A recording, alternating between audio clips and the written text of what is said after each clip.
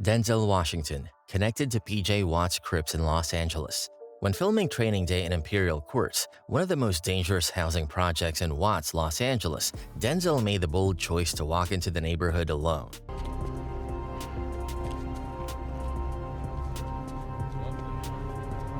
He introduced himself directly to Crip leaders, making it clear that he respected the neighborhood and sought their blessing to film there rather than banging in with Hollywood's sense of entitlement. Imperial Courts had a long history tied to the PJ Watts Crips, a gang deeply rooted in the area since the late 1960s. By 2001, it was still a hotbed of tension, and productions rarely filmed there without an extensive LAPD presence or private security.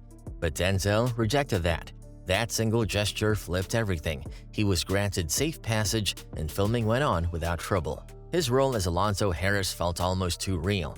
Movie lovers point out that he didn't just act tough, he carried himself with the credibility of a man who could earn the respect of actual street figures. When he won the 2002 Academy Award for Best Actor, critics credited his raw intensity, but those who know the backstory say it was more than acting. Denzel had already proven in Watts that he could move through gang territory with respect and courage. Before becoming Hollywood royalty, Denzel Washington grew up in a challenging environment that exposed him to gang culture from a young age. Raised in Mount Vernon, New York, Denzel witnessed firsthand how quickly a young man could fall into crime. While he avoided joining gangs, some of his closest childhood friends did not. He has openly shared that 3 of his closest friends ended up serving decades in prison for gang-related activities. His mother, Lennis Washington, played a pivotal role in keeping him on a safe path by transferring him to a private school in 9th grade. Prior to Training Day in 2001, cementing him as Hollywood's most corrupt cop on screen, Denzel Washington had already faced a situation that most actors would never dare. Jamie Foxx, exposed to street activity and family gang connections in Terrell, Texas. Jamie Foxx's rise from Terrell, Texas to Hollywood wasn't just a talent story, it was survival. Terrell, a small town outside Dallas, was riddled with drugs and street activity during the 1980s and 90s. Foxx, born Eric Marlon Bishop, grew up in the middle of it. In multiple interviews, including one with Rolling Stone in 2004, Foxx said that the environment forced him to grow tough or get swallowed. One of the biggest factors shaping his worldview was his stepfather, who was serving time for gang-related crimes by the late 1990s. That connection kept Foxx directly linked to street realities even as he was rising in comedy and television. By the time he started Any Given Sunday in 1999, Foxx had already been exposed to family struggles with incarceration, gang culture, and survival in hostile environments. Fans often point out how this real background bled into his acting. In Collateral, produced in 2004, where Foxx played a cab driver caught up in Tom Cruise's ruthless world, his performance felt authentic, like someone who had already seen how fast a normal night could turn dangerous. Foxx himself admitted in interviews that you never forget where you came from, and the toughness of his early life never left him. Many fans argue that his edge, whether in dramatic roles or comedy, comes from growing up with gang presence close to home. Foxx may not have joined a set, but he lived close enough to the chaos that it shaped his instincts forever. Ice Cube grew up around Crips and Bloods in South Central Los Angeles. For O'Shea Jackson, better known as Ice Cube, gang culture was everyday life in South Central Los Angeles during the 1970s and 1980s. While Cube has always been clear that he wasn't an active gang member, he was surrounded by Crips and Bloods. Now, everybody in the neighborhood is affiliated. Like, you can't be neutral. Ice Cube has been vocal about the pervasive gang culture in South Central Los Angeles during his youth. It was always something to do, and you know, in the neighborhood, you got your gangbang streets. Yeah. And you got your sports streets. This immersion shaped his worldview and ultimately his career. As a lyricist with NWA in the late 80s, Cube's verses reflected exactly what was happening on the streets around him. Songs like Gangsta Gangsta and Straight Outta Compton weren't exaggerations, they were direct mirrors of friends, neighbors, and rivals caught up in gang wars. Music lovers often note that his writing carried a journalist's precision, documenting the neighborhood's tension in ways no news crew could capture. By the time Boys in the Hood debuted in 1991, Ice Cube didn't need to act like someone from South Central. He was South Central. Director John Singleton famously said Cube brought the authenticity we couldn't fake. Later came Friday, 1995, which all carry the credibility of a man who had grown up watching the cycle of gangs without falling into it himself. Shia LaBeouf. Shia LaBeouf, known for Transformers in 2007 and Fury in 2014, spent time with Harpy Street gang sets in South Central Los Angeles to prepare for his role in Fury. LaBeouf also has multiple documented arrests, including for disorderly conduct in June 2014 during a Broadway show, as well as previous incidents for public intoxication, fights, and traffic-related offenses, according to court records and news reports. Clee Bone Sloan, member of Athens Park Bloods in South Los Angeles. Clee Shaheed Sloan, better known as Bone, is one of the rare Hollywood figures who never left his gang roots behind. He brought them into the industry with him. Born and raised in South Los Angeles, Sloan was a member of the Athens Park Bloods, a set with a reputation for violence dating back to the 1970s. Unlike other actors who hid their past, Sloan wore his openly. His Hollywood entry began not with leading roles, but as a gang consultant. Directors like Antoine Fuqua in Training Day in 2001 and David Ayer in End of Watch in 2012 relied on Sloan to make their films authentic. He often played small roles too, appearing on screen as the very kind of gang members he once rolled with. His 2005 HBO documentary, of the Party, further cemented his authority, tracing the rise of LA gangs from the civil rights era to the crack epidemic. But Sloan's past wasn't just history. It caught up to him. In 2015, while on the set of Straight Outta Compton, Sloan was run over by Suge Knight during a dispute. He survived, but the incident reminded fans that his real gang ties remained active. Ice-T, affiliated with Crips in South Central Los Angeles. Long before Law & Order SVU made him a household name, Ice-T was already known in LA as a gangster rapper with lived credentials. Raised partly in South Central, Ice-T was affiliated with the Crips and hustled on the streets during the late 1970s and early 1980s. His early albums, especially Rhyme Pays in 1987, were practically autobiographical accounts of his hustler lifestyle. By the time he started in New Jack City in 1991, playing an undercover cop chasing Nino Brown, Ice-T was essentially reliving dynamics he'd known firsthand. The line between his Hollywood roles and his real past was razor thin. Danny Trejo, involved with Mexican street gangs in Los Angeles. Few Hollywood actors have a backstory as raw as Danny Trejo. In the 1960s, Trejo was deeply involved with gangs in Los Angeles, becoming addicted to heroin at just 12 years old. By his teens, he was in and out of jail, affiliated with Mexican street gangs, and eventually spent years in San Quentin State Prison. There, he turned his life around through boxing and rehabilitation. In the 1980s, Trejo accidentally landed a film role while working as a drug counselor, and soon after became the go-to tough guy in films like Heat, produced in 1995, and Machete in 2010. His gang past wasn't a chapter he acted out. It was the foundation of his screen persona. It was so, the minute you're a rapper, the minute you're a performer, you're no longer a damn gangster. Chris Tucker grew up around gang activity in Atlanta neighborhoods. Chris Tucker was born on August 31, 1971, and grew up in Decatur, Georgia, a suburb of Atlanta. He was exposed to neighborhoods with gang presence, and several of his close friends during his youth were gang-affiliated. Tucker avoided involvement himself and has said that comedy served as his escape from the environment. His experiences informed his performance as Smokey in Friday in 1995, giving authenticity to a character navigating a neighborhood with gang activity and making it all the more believable. And me and Chris is whooping somebody's ass. I'm backing him up like, yo, who's next? Terrence Howard, raised amid crime and violence in Cleveland. Terrence Howard, known for his role in Empire, experienced a tumultuous childhood marked by exposure to violence and instability. Before Hustle and Flow in 2005 earned him an Oscar nomination for portraying a Memphis hustler trying to rap his way out of the streets, Terrence Howard's off-screen life had already exposed him to violence. Born on March 11, 1969 in Chicago, Illinois, Howard was raised in Cleveland, Ohio. At the age of 2, he witnessed a violent incident known as the Santa Line slaying. While waiting in line to see Santa Claus at a Higbee's department store on December 21, 1971, Howard's father, Tyrone Howard, became involved in an altercation with Jack Fitzpatrick, a 36-year-old man. The dispute escalated, leading Tyrone to stab Fitzpatrick, resulting in Fitzpatrick's death. Tyrone Howard was convicted of manslaughter and served 11 months in prison. Following his release, Howard's parents divorced, and he was raised by his great-grandmother, actress Minnie Gentry. This early exposure to violence profoundly impacted Howard's life and career. And you threaten to punch them in the mouth, or threaten to knock their head off for talking to you or looking at you like you're a woman. When you approach a real man about his masculinity, you're going to get a real reaction back. He has spoken about the trauma of witnessing the stabbing and how it influenced his understanding of masculinity and survival. Omar Gooding, grew up around Crips and Bloods in Los Angeles. The younger brother of Cuba Gooding Jr., Omar Gooding, grew up in Los Angeles at the height of gang wars. In Baby Boy in 2001, Omar played Sweet Pea, the childhood friend whose volatility reflected the real neighborhood gang culture of South Central. You know, he took me, sorry, we going to your hood. I'll never forget, right? He said, look, I'm gonna take you to my hood, meet some of my dudes. Now, I got your back, but if some go down, don't be no weenie.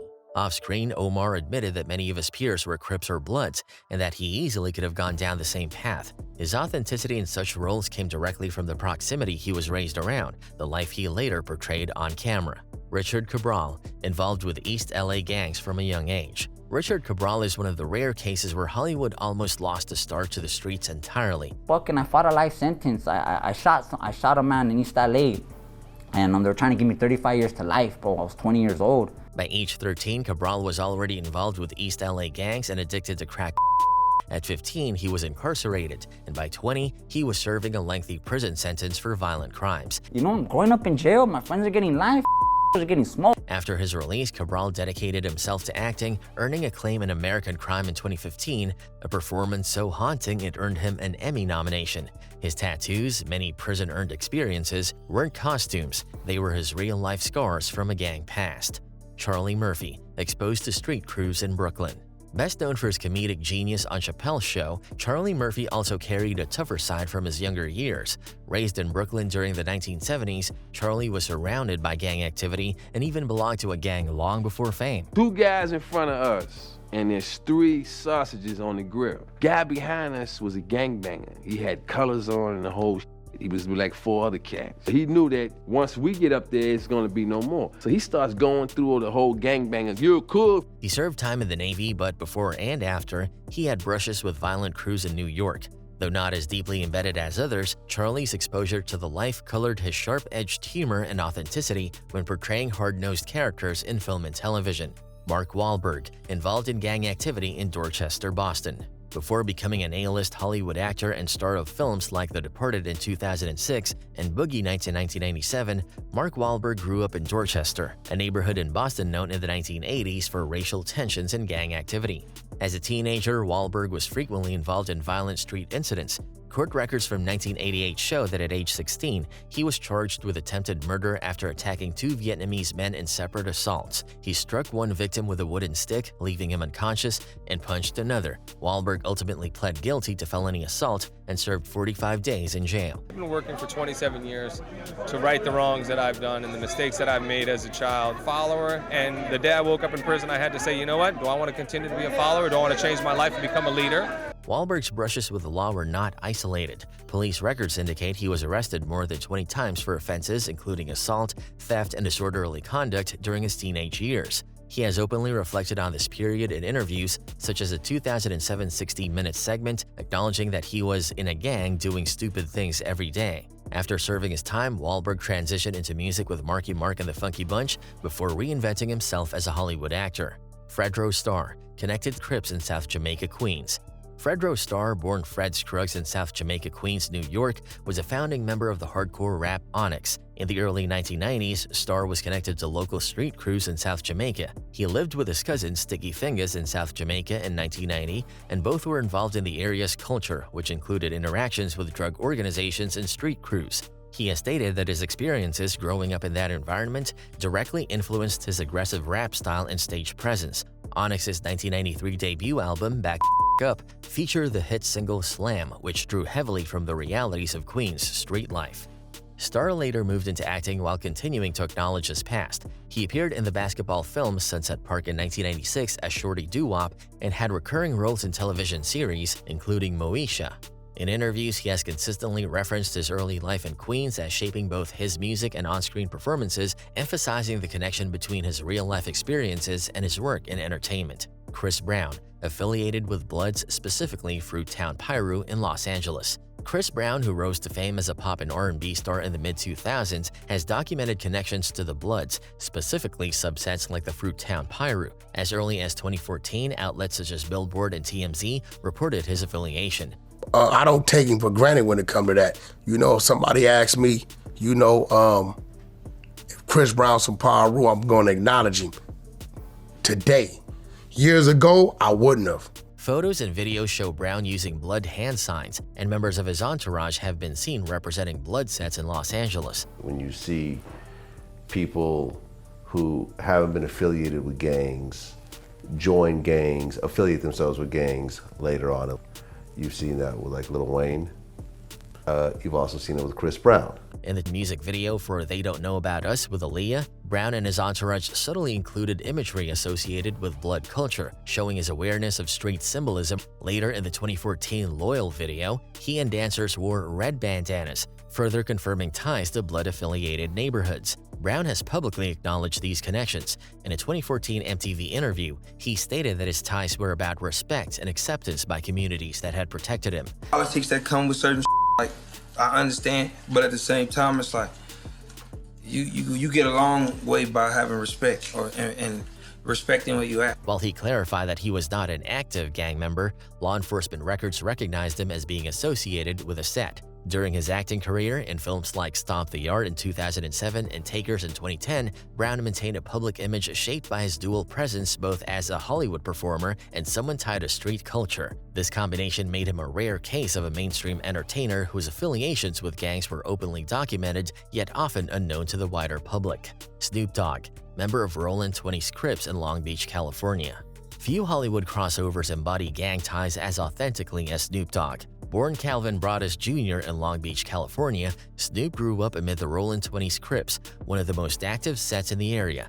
Unlike rappers who were accused of fabricating street ties, Snoop's involvement was real. In that same paragraph, they talk about gang involvement. Is any of that true? Yeah, that's true. I mean, it was like a certain part of my life in which I took the wrong route, more or less, and drifted into the wrong side of life, but I mean, I was blessed enough to bank. His early arrests for drug possession and even a 1993 murder trial in which he was acquitted tied his public image to gang life.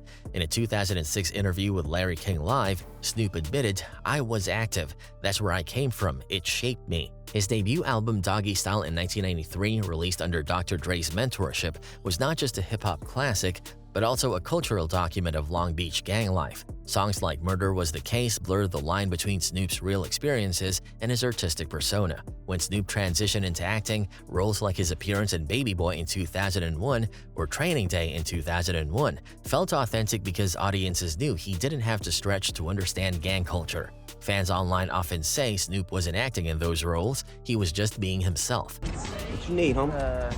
Crack. 20 bucks? Crack? Yeah. Smell like bacon in this mother. Over the decades, Snoop has evolved into a mainstream icon, appearing in comedies, commercials, and even cooking shows with Martha Stewart, but his roots remain undeniable.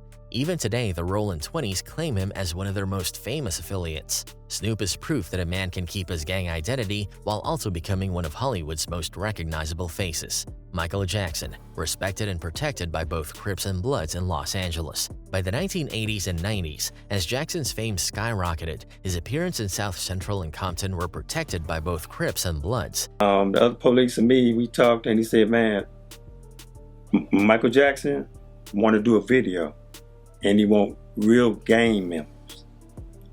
And do you and some of your homies want to do it? I said, yeah, well. So much so that according to insiders, factions from both sides agree that Michael Jackson was off limits. Look at Michael Jackson. He got all these gangbangers behind him and they don't with him. Michael also employed several men with gang backgrounds as part of his extended entourage and security. In interviews from the 1990s, associates said that Jackson felt safer with neighborhood people guarding him than with outsiders who didn't understand the streets. This connection created an aura that Michael wasn't just a pop star, he was someone the toughest neighborhoods embraced. Jackson's music videos, such as Beat It in 1983, which famously featured real gang members from Los Angeles rather than professional dancers, also reflected the respect that gangs had for him. That decision added authenticity to a song that was all about confronting violence with unity. While Michael himself never lived the gang lifestyle, his unique respect in the streets showed just how powerful his cultural influence was. In L.A., Michael Jackson wasn't just a star, he was untouchable.